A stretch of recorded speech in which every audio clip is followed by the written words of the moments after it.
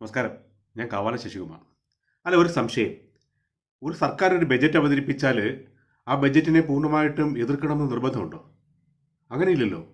ഒരു സർക്കാർ ബജറ്റ് അവതരിപ്പിക്കുമ്പോൾ അതിൽ അനുകൂലിക്കാൻ വേണ്ടി ഒന്നും ഉണ്ടാവില്ല എന്ന് പറയുന്നത് ശരിക്കും വാസ്തവത്തിൽ ആയിരിക്കില്ല.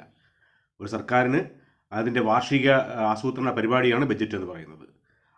അതിൻ്റെ സാമ്പത്തിക വശങ്ങൾ, അതിൻ്റെ നിർവഹണ വശങ്ങൾ ഇതെല്ലാം ചർച്ച ചെയ്യുന്ന ഒരു ഡോക്യുമെൻ്റാണ്, ഒരു രേഖയാണ് ഒരു വർഷത്തേക്കുള്ള ആസൂത്രണം.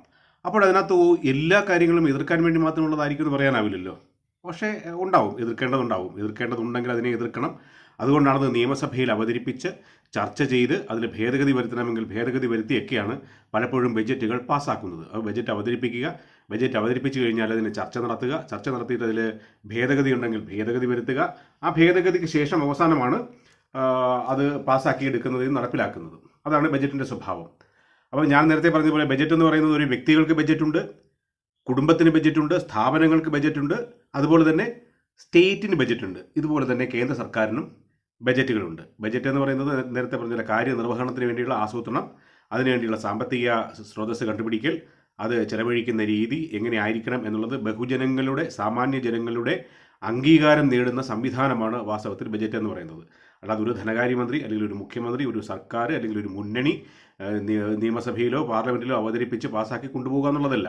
ജനപ്രതിനിധികളാണ് അതിൽ കറക്ഷൻ വരുത്തണമെങ്കിൽ, അതിൽ തിരുത്തൽ വരുത്തണമെങ്കിൽ തിരുത്തേണ്ടത്. അതിനുവേണ്ടിയുള്ളതാണ് ചർച്ചകൾ. ശരി, അവിടെ നിൽക്കട്ടെ. ഇപ്പോൾ വി ഡി സതീശൻ എന്ന മുഖ്യമന്ത്രിയും ധനകാര്യമന്ത്രിയുമായ ആൾ, അദ്ദേഹം അവതരിപ്പിച്ച ആദ്യത്തെ ബജറ്റാണിത്. പുതിയ യു ഡി എഫ് സർക്കാരിൻ്റെ ആദ്യത്തെ ബജറ്റ്. ഇത് 2027 മാർച്ച് 31 വരേക്കുള്ളതാണ്. അവതരിപ്പിക്കേണ്ടിയിരുന്നത് വാസ്തവത്തിൽ 2026 ഏപ്രിൽ 1 മുതൽ ആണ് നടപ്പിലാക്കേണ്ടതും അവതരിപ്പിക്കേണ്ടിയിരുന്നതും. എന്നാൽ മുൻ സർക്കാർ അങ്ങനെ ബജറ്റ് അവതരിപ്പിക്കുകയും ആ ബജറ്റിൽ പ്രഖ്യാപനം നടത്തുകയും ആ പ്രഖ്യാപനങ്ങളുടെ അടിസ്ഥാനത്തിൽ ഒരു തെരഞ്ഞെടുപ്പിനെ നേരിടുകയും ആ തെരഞ്ഞെടുപ്പിൽ പരാജയപ്പെടുകയും ചെയ്ത സാഹചര്യത്തിൽ പുതിയ സർക്കാർ വരുമ്പോൾ ആ പഴയ സർക്കാരിൻ്റെ ബജറ്റ് വളരെ അപൂർവം ചില സന്ദർഭങ്ങളിൽ മാത്രമാണ് അങ്ങനെ സംഭവിച്ചിരിക്കുന്നത്. പഴയ സർക്കാരിൻ്റെ ബജറ്റ് തന്നെ പിന്തുടരുന്നു, ഞങ്ങൾ വോട്ടവണക്കൊണ്ട് മാത്രം അവതരിപ്പിച്ചുകൊണ്ട് പഴയ ബജറ്റ് നടപ്പിലാക്കാൻ വേണ്ടി ശ്രമിച്ചാൽ അത് മിക്കവാറും സാമ്പത്തിക വർഷം അവസാനിക്കാൻ വേണ്ടി മാത്രം വളരെ കുറച്ച് കാലം മാത്രം ശേഷിക്കുകയാണ്. ഇപ്പോൾ ഈ സർക്കാരിനാണെങ്കിൽ ഇനി 9.5 മാസമുണ്ട്. 9.5 മാസത്തെ ആസൂത്രണമാണ് ഇന്ന് അവതരിപ്പിച്ച ബജറ്റിൽ ഉള്ളത്. അപ്പോൾ ബജറ്റിലെ 5 പ്രധാനപ്പെട്ട കാര്യങ്ങൾ ഏതാണെന്ന് ചോദിച്ചു കഴിഞ്ഞാൽ ഒരുപക്ഷെ 5 അല്ല, അതിൽ കൂടുതൽ പറയാൻ ഉണ്ടാവും. അത് അനുകൂലിച്ച് പറയുന്ന ആൾക്കാരുണ്ടാവും, എതിർത്ത് പറയുന്നുണ്ടാവും, അതുപോലെ തന്നെ എതിർപ്പുകളും ഉണ്ടാവും. ഇപ്പോൾ സമ്പദ് വ്യവസ്ഥയെ വളരെയേറെ മെച്ചപ്പെട്ട രീതിയിൽ ആസൂത്രണം ചെയ്യാൻ വേണ്ടി ഈ സർക്കാർ ചില പദ്ധതികൾ പ്രഖ്യാപിച്ചിട്ടുണ്ട്. തൊഴിൽ മേഖലയിൽ, നിക്ഷേപത്തിൽ, സ്റ്റാർട്ടപ്പിൽ, അതുപോലെ സാമൂഹ്യക്ഷേമ പദ്ധതിയിൽ, ആരോഗ്യരംഗത്ത്, നിർമ്മാണ രംഗത്ത് ഒക്കെ പ്രഖ്യാപനം നടത്തിയിട്ടുണ്ട്. പക്ഷേ ഈ സർക്കാരിൻ്റെ ഏറ്റവും വലിയ വെല്ലുവിളി എന്ന് പറയുന്നത് മുൻ സർക്കാരിൻ്റെ കാലത്തോ മുൻ ഭരണകാലത്തോ തുടർച്ചയായി 10 വർഷം ഭരിച്ച ഒരു സർക്കാർ രൂപപ്പെടുത്തിയെടുത്തിരിക്കുന്ന സംസ്ഥാനത്തെ കടബാധ്യതയുണ്ട്. ആ കടബാധ്യത നിലനിൽക്കെ ആ സർക്കാരുകൾ പ്രഖ്യാപിച്ച് തുടങ്ങി വച്ചിരിക്കുന്ന പദ്ധതികൾ പൂർത്തിയാക്കുക എന്നുള്ള ഒരു ബാധ്യതയും കൂടിയുള്ള സാഹചര്യത്തിൽ സർക്കാരിൻ്റെ പുതിയ പദ്ധതികൾ അത് എപ്പോഴും ഒരു വലിയ പ്രശ്നം തന്നെയാണ്. മുമ്പൊരിക്കൽ 1977 കേന്ദ്രത്തിൽ അധികാരത്തിലെത്തിയ ജനതാ പാർട്ടി ഗവൺമെൻറ് അവർ ഈ പഞ്ചവത്സര പദ്ധതി വന്നു. സർക്കാരിന് 5 വർഷത്തേക്ക് പദ്ധതി തയ്യാറാക്കുന്ന ഒരു സംവിധാനം നേരത്തെ ഉണ്ടായിരുന്നു.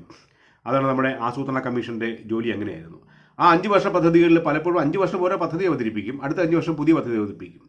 5 വർഷം കൊണ്ട് നടപ്പിലാക്കേണ്ട പദ്ധതി അതിൽ പലതും ഒരു 60% പോലും നടപ്പിലായിട്ടുണ്ടാവില്ല. അപ്പോൾ ആ നടപ്പിലാകാത്ത പദ്ധതിയോ അതിങ്ങനെ തുടരും. അങ്ങനെ കേരളത്തിലെ നമ്മുടെ ചില വൈദ്യുത പദ്ധതികളൊക്കെ അങ്ങനെ എത്രയോ വർഷങ്ങൾ. ഇതിന് കേരളത്തിലെ കാര്യം, വൈദ്യുതി പദ്ധതി കാര്യം മാത്രം പറയേണ്ട, റോഡ് നിർമ്മാണം പോലും കേരളത്തിൽ എത്രയോ വർഷം പഴക്കമുള്ളത്, 25 വർഷം പഴക്കമുള്ള കേരളത്തിലെ റോഡ് നിർമ്മാണങ്ങളൊക്കെ നിലനിൽക്കുന്നുണ്ട്. അപ്പോൾ പദ്ധതികൾ ആസൂത്രണം ചെയ്യുക മാത്രമല്ല അത് നടപ്പിലാക്കുകയും വേണം. അപ്പോൾ മുൻ സർക്കാരുകൾ അവതരിപ്പിച്ച പദ്ധതികൾ അത് നടപ്പിലാക്കാതെ പറ്റത്തില്ല, പൂർത്തിയാക്കേണ്ടതുണ്ട് തുടങ്ങി വെച്ച സാഹചര്യത്തിൽ. അപ്പോൾ അതിനും ഇവർ ധനം കണ്ടുപിടിക്കേണ്ട ആവശ്യമുണ്ട്. അപ്പോൾ കടത്തിൽ മുങ്ങി നിൽക്കുന്ന ഒരു സർക്കാരിന് എങ്ങനെ പുതിയ പദ്ധതികൾ ആവിഷ്കരിക്കാം, എങ്ങനെ പുതിയ പദ്ധതികൾ നടപ്പിലാക്കാം എന്നുള്ളത് വെല്ലുവിളി തന്നെയാണ്. അങ്ങനെ പദ്ധതി നടപ്പിലാക്കാൻ കഴിഞ്ഞില്ലെങ്കിൽ ഈ ആസൂത്രണം കൊണ്ടെന്നാണ് ഫലം എന്നൊരു ചോദ്യമുണ്ട്. ഇപ്പോൾ കിഫ്ബി വഴി മുൻ സർക്കാർ പ്രഖ്യാപിച്ച പദ്ധതികൾ, തുടങ്ങി വെച്ച പദ്ധതികളൊക്കെ പൂർത്തിയാക്കണമെങ്കിൽ എത്രയോ കോടി രൂപ വേണം. അപ്പോൾ കിഫ്ബിയൊക്കെ പുതിയ രീതിയിൽ പഠിച്ച് റീകൺസ്ട്രക്റ്റ് ചെയ്ത് റീസ്ട്രക്ചർ ചെയ്തൊക്കെ അവതരിപ്പിക്കും എന്നൊക്കെയാണ് സർക്കാർ പറഞ്ഞിരിക്കുന്നത്. ഓക്കെ, അതോടൊക്കെ എന്ത് വേണമെങ്കിൽ ആവട്ടെ, നമുക്ക് കാത്തിരിക്കാം. ഏതായാലും 9.5 മാസം കൂടിയുണ്ട് ഈ ബജറ്റിന് നടപ്പിലാക്കുന്ന കാര്യത്തിനകത്ത്. പക്ഷേ പദ്ധതികൾ ഇപ്പോഴും ഈ സർക്കാരും പുതിയ പദ്ധതികൾ പ്രഖ്യാപിച്ചുകൊണ്ടിരിക്കുകയാണ്. വാസ്തവത്തിൽ 2 പ്രശ്നങ്ങൾ ഇവിടെ നാം ചർച്ച ചെയ്യേണ്ടതും ചൂണ്ടിക്കാണിക്കേണ്ടതുമാണ്. ഇപ്പോൾ സ്റ്റാർട്ടപ്പുകൾ, സ്റ്റാർട്ടപ്പുകൾ തുടങ്ങുന്നുവെന്ന് ധനകാര്യമന്ത്രി വി ഡി സതീശൻ പ്രഖ്യാപിച്ച സമയത്ത് 2014 ഭാരതത്തിൽ ആകെ ഉണ്ടായിരുന്നത് 500 സ്റ്റാർട്ടപ്പുകളായിരുന്നു. പക്ഷേ കഴിഞ്ഞ 10-12 വർഷം കൊണ്ട് 2026 കണക്കെടുത്തു കഴിഞ്ഞാൽ 2.23 ലക്ഷം സ്റ്റാർട്ടപ്പുകളാണ് രൂപപ്പെട്ടിരിക്കുന്നത്. എന്ന് പറഞ്ഞാൽ ഉൽപ്പാദന മേഖലയിൽ, സംരംഭകത്വ മേഖലയിൽ നമ്മൾ കൈവച്ചിരിക്കുന്ന വളർച്ച. അപ്പോൾ കേന്ദ്ര തലത്തിൽ, ദേശീയ തലത്തിൽ അങ്ങനെ ഒരു സ്റ്റാർട്ടപ്പുകൾക്കൊരു പദ്ധതി നിലവിൽ ഉണ്ട് എന്നാണ് അതിൻ്റെ അർത്ഥം. ഇവിടെയാണ് സംസ്ഥാന സർക്കാരുകളും കേന്ദ്ര സർക്കാരും തമ്മിലുണ്ടാകുന്ന ബന്ധം. നമ്മൾ ഫെഡറലിസം എന്നും ജനാധിപത്യം എന്നും ഒക്കെ പറയുകയും ഭരണഘടനയുണ്ടെന്നും ഭരണഘടനയ്ക്ക് അടിസ്ഥാന തത്വത്തിൽ പ്രകാരമെല്ലാം പോകണമെന്നും ഭരണഘടന ഇല്ലാതാക്കാൻ ശ്രമിക്കരുതെന്നൊക്കെ പറഞ്ഞ് നമ്മൾ വാക്യങ്ങളും വാചകങ്ങളും ഒക്കെ പറയാറുണ്ടെങ്കിലും, വാദങ്ങൾ നടത്താറുണ്ടെങ്കിലും നാം മറന്നു പോകുന്ന ചില കാര്യങ്ങളുണ്ട്. സംസ്ഥാന സർക്കാർ എന്ന് പറയുന്നത് കേന്ദ്ര സർക്കാരിൻ്റെ ഭാഗമാണ്. കേന്ദ്ര സർക്കാർ സംസ്ഥാന സർക്കാരുകളുടെ സംരക്ഷണത്തിന് ചുമതലപ്പെട്ടതുമാണ്. കേന്ദ്ര സർക്കാർ ആസൂത്രണം ചെയ്തത് രാജ്യത്തിൻ്റെ മുഴുവൻ പദ്ധതികളാണ്. സംസ്ഥാന സർക്കാർ ആസൂത്രണം ചെയ്തത് ആ സംസ്ഥാനത്ത് മാത്രം, അതത് സംസ്ഥാനങ്ങളിൽ മാത്രം നടപ്പിലാക്കുന്ന പദ്ധതികളാണ്. അപ്പോൾ ഇതുകൊണ്ട് ഭരണഘടന തന്നെ ഈ കാര്യത്തിൽ ചില വിഭാഗങ്ങൾ ഒക്കെ ഉണ്ടാക്കിയിട്ടുണ്ട്. ഇന്ന അതിർത്തികൾ നിശ്ചയിച്ചിട്ടുണ്ട്. State list, concurrent list, union list. അതായത് കേന്ദ്ര സർക്കാരിൻ്റെ പരിധിയിൽ വരുന്ന പ്രശ്നങ്ങൾ, നിർവഹിക്കേണ്ട കാര്യങ്ങൾ, സംസ്ഥാന സർക്കാരുകൾ നിർവഹിക്കേണ്ട കാര്യങ്ങൾ, അതുപോലെ തന്നെ രണ്ട് സർക്കാരുകളും കൂടി ചേർന്ന് നിർവഹിക്കേണ്ട ചില കാര്യങ്ങൾ. ഇങ്ങനെയുള്ള ഒരു ആസൂത്രണം നമുക്ക് ഉണ്ടായിട്ടുണ്ട്. എന്നാൽ സംസ്ഥാന സർക്കാരുകളുടെ ചില സംസ്ഥാന സർക്കാരുകളുടെയെങ്കിലും തോന്നൽ അവർ കേന്ദ്ര സർക്കാരിന് വിരുദ്ധമായിട്ട് പ്രവർത്തിക്കേണ്ടതാണ്. കേന്ദ്ര സർക്കാർ പറയുന്നതൊന്നും അനുസരിക്കാൻ പാടില്ല, അവർ പറയുന്നതൊന്നും നടപ്പിലാക്കാൻ പാടില്ല. അഥവാ അവർ പറയുന്നത് നടപ്പിലാക്കണമെങ്കിൽ അവരുടെ പൈസ മാത്രം വാങ്ങുക, അവർ തരുന്ന പൈസ മാത്രം വാങ്ങുക, പദ്ധതികൾ നടപ്പിലാക്കാൻ പാടില്ല എന്നാണ്. അങ്ങനെയല്ല. ഒരു രാജ്യത്തിൻ്റെ പൊതു സ്വഭാവത്തിന്, പൊതു വികസനത്തിന്, പൊതു വളർച്ചയ്ക്ക് വേണ്ടിയുള്ള ആസൂത്രണത്തിൽ ഇത് ആവശ്യമാണ്. പക്ഷെ അത് എത്രമാത്രം ആവശ്യമാണെന്നൊക്കെ ഭരണഘടനയിൽ ഉണ്ട്. ഇപ്പോൾ സ്റ്റേറ്റ് ഗവൺമെൻറ്റുകൾക്ക് അവരുടെ തീരുമാനത്തിന് വിട്ടിരിക്കുന്ന 61 വിഷയങ്ങളുണ്ട്. മുമ്പ് ഇത് 65 വിഷയങ്ങളായിരുന്നു, ഇപ്പോഴത് 61 വിഷയങ്ങളായിട്ടുണ്ട്. യൂണിയൻ ഗവൺമെൻറ്റിൻ്റെ പരിധിയിൽ വരുന്ന 100 വിഷയങ്ങളുണ്ട്. രണ്ട് സർക്കാരുകളും, യൂണിയൻ ഗവൺമെൻറ്റുകളും സംസ്ഥാന സർക്കാരുകളും ചേർന്ന് നിർവഹിക്കേണ്ട 52 വിഷയങ്ങളുണ്ട്. ഉദാഹരണത്തിന് പോലീസ്. ഒരു സംസ്ഥാനത്തെ പോലീസിൻ്റെ കാര്യങ്ങൾ നോക്കേണ്ടത് സംസ്ഥാന സർക്കാരിൻ്റെ ചുമതലയാണ്. അത് കേന്ദ്ര സർക്കാരിൻ്റേതല്ല. കേന്ദ്രത്തിന് കേന്ദ്ര സേനയുണ്ട്, അവർ ആ ചുമതല വഹിക്കുന്നുണ്ട്. അപ്പോൾ സംസ്ഥാന സർക്കാരുകളാണ് ആ കാര്യം നോക്കേണ്ടത്. ക്രമസമാധാനം നോക്കേണ്ടത് സംസ്ഥാന സർക്കാരാണ്. കൃഷിയുടെ കാര്യം നോക്കേണ്ടത് സംസ്ഥാന സർക്കാരാണ്. ആരോഗ്യത്തിൻ്റെ കാര്യം നോക്കേണ്ടത് സംസ്ഥാന സർക്കാരാണ്. അതുപോലെ ജലസേചനത്തിൻ്റേത്, തദ്ദേശ സ്വയംഭരണ സ്ഥാപനങ്ങളുടെ കാര്യം, ഭൂമിയുടെ കാര്യത്തിൽ, മത്സ്യബന്ധനത്തിൻ്റെ കാര്യത്തിൽ, ചില നികുതികളുടെ കാര്യത്തിലൊക്കെ തീരുമാനമെടുക്കേണ്ടത് സംസ്ഥാന സർക്കാരാണ്. നമ്മൾ ഇവിടെ പറയുമ്പോൾ അത് കേരള സർക്കാരാണ്. ഇതുപോലെ തന്നെ കേന്ദ്രത്തിൻ്റെ, യൂണിയൻ്റേതായിട്ടുള്ള കാര്യങ്ങൾ, പ്രതിരോധത്തിൻ്റെ കാര്യത്തിൽ, രാജ്യത്തിൻ്റെ പ്രതിരോധ കാര്യത്തിൽ സ്റ്റേറ്റ് ഗവൺമെൻറ്റിനേക്കാൾ ചുമതല കേന്ദ്ര സർക്കാരിനാണ്. വിദേശകാര്യത്തിൽ, റെയിൽവേയുടെ കാര്യത്തിൽ, തപാലിൻ്റെ കാര്യത്തിൽ, സമുദ്രത്തിൻ്റെ കാര്യത്തിൽ, ബാങ്കുകളുടെ കാര്യത്തിൽ, കമ്മ്യൂണിക്കേഷൻ, ആശയവിനിമയത്തിനും വിവര സാങ്കേതിക വിദ്യയ്ക്കും മറ്റുമൊക്കെയുള്ള കമ്മ്യൂണിക്കേഷൻ്റെ മേഖലയിൽ, വിമാന ഗതാഗതത്തിൽ, കടൽ ഗതാഗതത്തിൽ ഒക്കെ തീരുമാനങ്ങൾ എടുക്കേണ്ടത് കേന്ദ്ര സർക്കാർ മാത്രമാണ്. ഇനി രണ്ട് സർക്കാരുകളോട് ചേർന്ന് ചെയ്യേണ്ട ചില കാര്യങ്ങൾ, ഉദാഹരണം വിദ്യാഭ്യാസം, വനം, ഇപ്പോൾ ക്രിമിനൽ നിയമങ്ങൾ, വൈദ്യുതിയുടെ കാര്യത്തിൽ, ജനസംഖ്യാ നിയന്ത്രണത്തിൻ്റെ കാര്യത്തിൽ, സാമ്പത്തിക സാമൂഹിക ആസൂത്രണത്തിൻ്റെ കാര്യത്തിൽ, ഇതിലെല്ലാം രണ്ട് സർക്കാരുകളും കൂടി ചേർന്ന്, കേന്ദ്ര സംസ്ഥാന സർക്കാരുകൾ ചേർന്ന് സംയുക്തമായി ചേർന്നെടുക്കേണ്ട തീരുമാനങ്ങളാണ് ഉള്ളത്. ഈ ആസൂത്രണത്തിൻ്റെ കാര്യത്തിൽ പറഞ്ഞാൽ അടിസ്ഥാന സൗകര്യ വികസനത്തിൻ്റെയും സമുദ്ര സമ്പത്തിൻ്റെയും വനത്തിൻ്റെയും വിദ്യാഭ്യാസത്തിൻ്റെയും ഒക്കെ മേഖലയിൽ ഒരുമിച്ച് പ്രവർത്തിക്കാവുന്ന മേഖലയുണ്ട്. ധാരാളം കാര്യങ്ങളുണ്ട്, പദ്ധതികളുണ്ട്, കേന്ദ്ര സർക്കാരിൻ്റെ പദ്ധതികളുണ്ട്. ആ പദ്ധതികൾ സംസ്ഥാന സർക്കാരും അനുസരിക്കുകയും അനുകരിക്കുകയും സഹകരിക്കുകയും ചെയ്യേണ്ടത് ആവശ്യമാണ്. ഇപ്പം ജലസേചനത്തിൻ്റെ പദ്ധതി, ജലസേചനം എല്ലാ വീടുകളിലും കുടിവെള്ളം എത്തിക്കുക എന്നുള്ളത് കേന്ദ്ര സർക്കാരിൻ്റെ ഒരു പദ്ധതിയാണ്. അത് സംസ്ഥാന സർക്കാരിൻ്റെ ചുമതലയിലുള്ളതാണ്. സംസ്ഥാന സർക്കാരാണ്, സംസ്ഥാന സർക്കാരിൻ്റെ ലിസ്റ്റിൽപ്പെട്ടതാണ്. അത് കാരണം കൊണ്ട് കേന്ദ്ര സർക്കാരിൻ്റെ പദ്ധതി ഒന്നും നടപ്പിലാക്കില്ല എന്ന് പറയാൻ പറ്റില്ല. കേന്ദ്രം ആസൂത്രണം ചെയ്യുന്ന പദ്ധതികൾ നടപ്പിലാക്കേണ്ട ഏജൻസിയായിട്ട് സംസ്ഥാന സർക്കാർ മാറേണ്ട ചില ഘട്ടങ്ങളുണ്ട്. റെയിൽവേയുടെ കാര്യത്തിൽ അങ്ങനെയാണ്, വ്യോമഗതാഗതത്തിൻ്റെ കാര്യത്തിൽ അങ്ങനെയാണ്, റോഡ് വികസനത്തിൻ്റെ കാര്യത്തിലാണ് അങ്ങനെയാണ്, ദേശീയ റോഡുകളൊക്കെ വികസിപ്പിക്കേണ്ട കാര്യത്തിലും അങ്ങനെയാണ്. ഇങ്ങനെ ചെയ്യേണ്ട ചില കാര്യങ്ങൾ, ഉദാഹരണത്തിന് ഞാൻ അതിലേക്ക് വരാം. കേരളത്തിന് പദ്ധതികൾ ആവശ്യമാണ്. കേരളത്തിൻ്റെ പദ്ധതികൾ എന്ന് പറഞ്ഞാൽ കേരളത്തിന് മാത്രമായിട്ടുള്ള, രാജ്യത്തിന് മൊത്തമായിട്ടുള്ള പദ്ധതികൾ ഉള്ളതിൽ കേരളത്തിൻ്റെതായ പദ്ധതി ആവിഷ്കരിക്കണമെന്നുണ്ടെങ്കിൽ ആ പദ്ധതി ആസൂത്രണം ചെയ്യുക എന്നുള്ളതാണ് ബജറ്റിൻ്റെ ചുമതല. അവിടെയാണ് നമ്മൾ ഒരുപക്ഷെ പരാജയപ്പെടുകയോ ചില രാഷ്ട്രീയ താല്പര്യങ്ങളുടെയും രാഷ്ട്രീയ വിരോധത്തിൻ്റെയും അടിസ്ഥാനത്തിൽ ചില പ്രവർത്തനങ്ങൾ നടത്തുകയോ ചെയ്യുമ്പോൾ സംഭവിക്കുന്ന ചില ദോഷവശങ്ങൾ. ഇപ്പോൾ കേന്ദ്രത്തിൽ നിതി ആയോഗ് ഉണ്ട്. നിതി ആയോഗ് നടത്തുന്ന ആസൂത്രണത്തിൽ സംസ്ഥാന സർക്കാരുകൾക്ക് പങ്കാളിത്തമുണ്ട്. സംസ്ഥാനത്തിൻ്റെ ധനകാര്യമന്ത്രി സംസ്ഥാനത്തിൻ്റെ വിവിധ വകുപ്പുകളിൽ ഉള്ള ആളുകളുമായി ചർച്ച ചെയ്ത ശേഷമാണ് നടപ്പിലാക്കുന്നത്. അത് സംസ്ഥാനത്ത് നടപ്പിലാക്കുമ്പോൾ അത് കേന്ദ്രത്തിൻ്റെ പദ്ധതിയായി നടപ്പിലാക്കില്ല. ഒന്നുകിൽ അതിന് പേര് മാറ്റും, അല്ലെങ്കിൽ അതിൻ്റെ പദ്ധതി മാറ്റും, അല്ലെങ്കിൽ അതിനോട് പ്രതിഷേധിക്കും. അങ്ങനെയൊക്കെ ചെയ്ത് വേറെ പേരിടുക, അങ്ങനെയുള്ള കാര്യങ്ങൾ ചെയ്തിട്ട് എന്താണ് കാര്യം? കേന്ദ്ര സർക്കാർ നൽകുന്ന പദ്ധതി, അവതരിപ്പിക്കുന്ന പദ്ധതി, അതിന് നൽകുന്ന ധനസഹായം അത് സ്വീകരിക്കുക. അതിനകത്ത് വിയോജിപ്പുകൾ ഉണ്ടെങ്കിൽ ആ വിയോജിപ്പുകൾ രേഖപ്പെടുത്തുക, അറിയിക്കുക. ഉദാഹരണത്തിന് ഇപ്പോൾ ഏറ്റവും വലിയ ഒരു ചർച്ചാ വിഷയമായിരിക്കുന്നത് PM ശ്രീ പദ്ധതിയാണ്. അത് വിദ്യാഭ്യാസ മേഖലയിലുള്ളതാണ്. വിദ്യാഭ്യാസ മേഖലയിൽ കേന്ദ്ര സർക്കാരിൻ്റെ വിവിധ പദ്ധതികളുണ്ട്. ആ പദ്ധതികളിലൊക്കെ ഉള്ള വിഹിതങ്ങൾ, പണം സ്വീകരിച്ചിട്ട് സംസ്ഥാനത്തിൽ ഒത്തിരി കാര്യങ്ങൾ ചെയ്യുന്നുണ്ട്. ഇപ്പോൾ കേന്ദ്ര സർക്കാരിൻ്റെ കാഴ്ചപ്പാടിൽ നോക്കുന്ന സമയത്ത് രാജ്യത്താകെയുള്ള വിദ്യാഭ്യാസ മേഖലയിൽ അടിസ്ഥാന വിദ്യാഭ്യാസം മുതലുള്ള വിദ്യാഭ്യാസ മേഖലയിൽ അടിസ്ഥാന സൗകര്യങ്ങൾ വികസിപ്പിക്കുക എന്നുള്ളത് പ്രശ്നമുണ്ട്. നമ്മുടെ കേരളത്തിലുള്ളതുപോലെ വിദ്യാഭ്യാസ സ്ഥാപനങ്ങൾ ഇതര സംസ്ഥാനങ്ങളിലില്ല.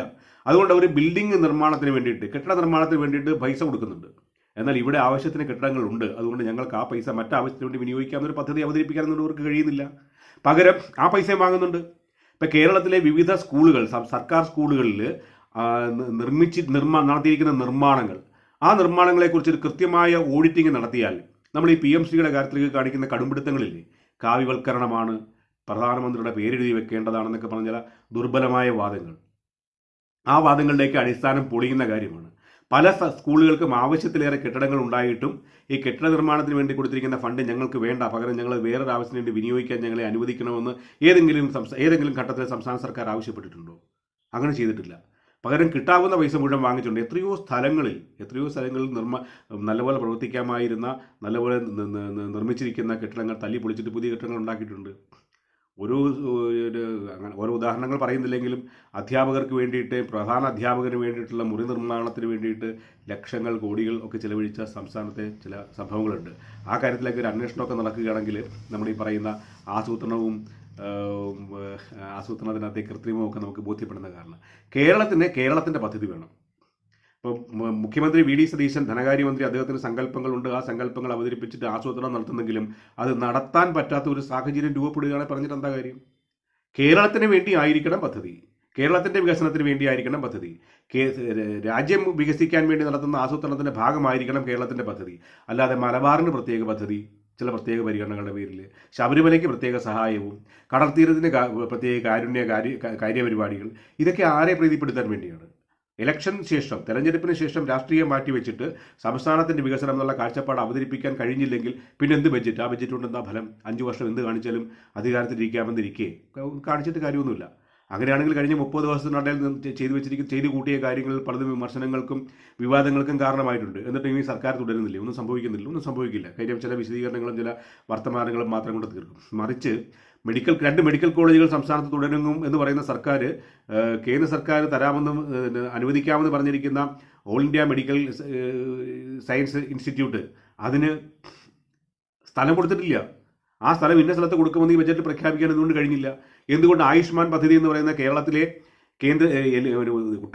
ഒട്ടേറെ ആളുകൾക്ക്, കോടിക്കണക്കിന് ആളുകൾക്ക് സഹായം കിട്ടാവുന്ന ഒരു പദ്ധതി, ആ പദ്ധതി കേരളത്തിൽ നടപ്പിലാക്കാത്ത മുൻ സർക്കാരിൻ്റെ നടപടികൾ തിരുത്തിക്കൊണ്ട് ആയുഷ്മാൻ പദ്ധതി കേരളത്തിൽ നടപ്പിലാക്കാൻ പോകുന്നു എന്ന് പ്രഖ്യാപിക്കാനും അതിനുവേണ്ടി നടപടിക്ക് വേണ്ടി ഫണ്ട് മാറ്റിവെക്കാനും എന്തുകൊണ്ട് സംസ്ഥാന സർക്കാരിന് കഴിഞ്ഞിട്ടില്ല? എന്താണ് കാരണം?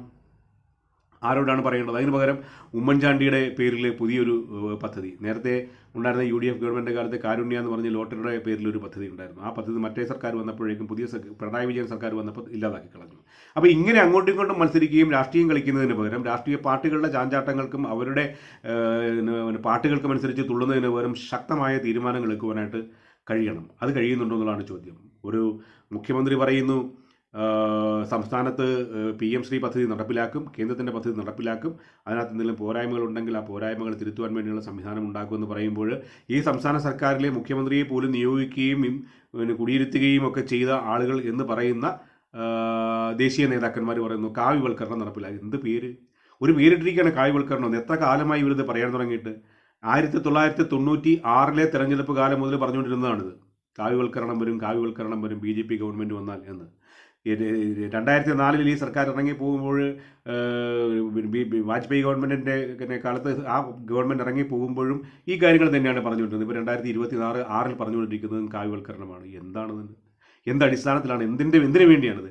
കേരളത്തിന് വേണ്ടി, കേരളത്തിലെ ജനങ്ങൾക്ക് വേണ്ടി, കേരളത്തിൻ്റെ രക്ഷയ്ക്ക് വേണ്ടിയുള്ള പദ്ധതികൾ അവതരിപ്പിച്ച് കേന്ദ്ര സർക്കാരിൻ്റെ പദ്ധതികളോട് ചേർന്ന് നിന്ന് അവരുമായി സഹകരിച്ച് ചേർന്ന് ചർച്ച ചെയ്ത് ഒരുമിച്ച് പോകുന്ന സംവിധാനത്തിന് പകരം ഇവിടുത്തെ രാഷ്ട്രീയം തെരഞ്ഞെടുപ്പ് കാലത്തേക്ക് മാത്രം മാറ്റിവെക്കുകയും അല്ലാത്ത സമയത്ത് ഭരണപരമായ കാര്യങ്ങൾ നിർവഹിക്കുകയും ചെയ്യുവാൻ എന്ന് കേരളം തയ്യാറാവുന്നുണ്ടോ അന്ന് മാത്രമാണ് ബജറ്റുകൾ കൊണ്ടൊക്കെ ഫലമുള്ളൂ. അല്ലെങ്കിൽ ബജറ്റ് ഒരു പ്രഖ്യാപനം മാത്രമാവുകയും കാര്യങ്ങൾ നടപ്പിലാകുന്നത് അങ്ങനെ ഇല്ലാതായി തീരുകയും ചെയ്യുന്നതുകൊണ്ട് എന്ത് ഫലം, കിം ഫലം എന്ന് മാത്രമാണ് അതിന് ചോദിക്കാനുള്ളത്. ബജറ്റിന് ഇനി നിയമസഭയിൽ അവതരിപ്പിക്കുമ്പോൾ അതിൽ സംസാരിക്കുന്ന ഓരോ പാർട്ടിയുടെയും നേതാക്കന്മാർ ഈ ബജറ്റിനെ ഞാൻ എതിർക്കുന്നു, ഈ ബജറ്റിനെ ഞാൻ അനുകൂലിക്കുന്നു എന്ന് പ്രഖ്യാപിക്കും. എന്നിട്ട് കുറേ കാര്യങ്ങൾ നിരത്തും.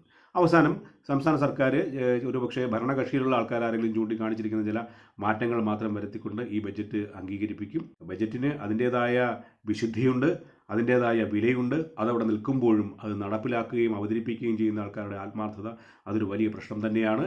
ഒറ്റ കാര്യം മാത്രമേ ഇതിനകത്ത് പറയാനുള്ളൂ. ഞാൻ ഈ ബജറ്റിനെ സപ്പോർട്ട് ചെയ്യുന്നു, ഞാൻ ഈ ബജറ്റിൽ ഭേദഗതികൾ നിർദ്ദേശിക്കുന്നു എന്ന് പറയുന്ന ഓരോ MLA മാരും കേരളത്തിന് വേണ്ടി, കേരള ജനതയ്ക്ക് വേണ്ടി, കേരളീയരുടെ അഭ്യുന്നതിക്ക് വേണ്ടി, രാജ്യത്തിന് വേണ്ടി ആയിരിക്കണം സംസാരിക്കുന്നത്, ചിന്തിക്കുന്നത്. അങ്ങനെ സംസാരിക്കാൻ കഴിഞ്ഞാൽ മാത്രമേ ബജറ്റിൻ്റെ പ്രസക്തി ഉണ്ടാവുന്നുള്ളൂ. നമുക്ക് വീണ്ടും കാണാം. നമസ്കാരം.